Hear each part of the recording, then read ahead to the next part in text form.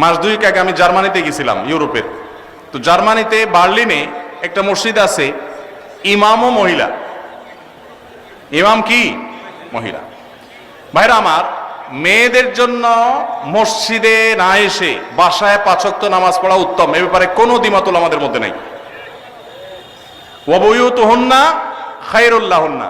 তবে হাদিসের আগের অংশ আছে, আল্লাহ নবী সাল্লাল্লাহু আলাইহি সাল্লাম বলেছেন, লা তামনাউ মা আল্লাহি মাসাজিদ আল্লাহ, আল্লাহর বান্দিরা মসজিদে আসলে বাধা দিও না, কিন্তু তাদের জন্য মসজিদে আসার চাইতে বাসায় নামাজ পড়া বেশি উত্তম। তার নবীজি চাইতেন তারা যেন বাসায় পড়ে।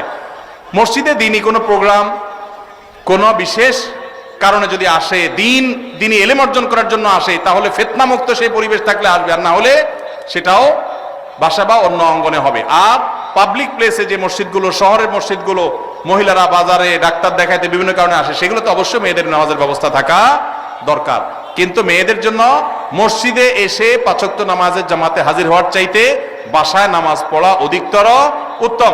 মদিনায় এক মহিলা নবী সাল্লাল্লাহু আলাইহি ওয়াসাল্লামের পেছনে এসে নামাজ পড়ার জন্য মসজিদে নামাজ 1 রাকাতে 1000 রাকাতের সওয়াব নবীজিকে যখন বলেছেন, নবীজি বলেছেন, তুমি তোমার বাসায় পড়লে বেশি সওয়াব হবে, কেন কষ্ট করে আসো?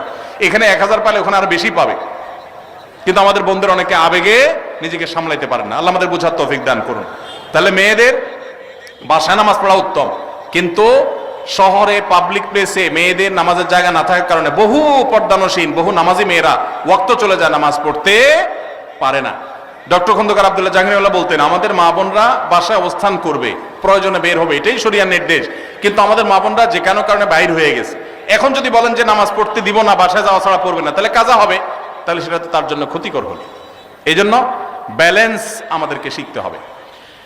তো মহিলাদের জন্য আলাদা মসজিদ করার, পৃথক মসজিদ করার কোনো নজির শরিয়াতে নাই, কোনো আলেমের কোনো মত এর সপক্ষে নাই। এটা সারাসর ফিতনা যদি কেউ করে, নাজায়েজ হবে।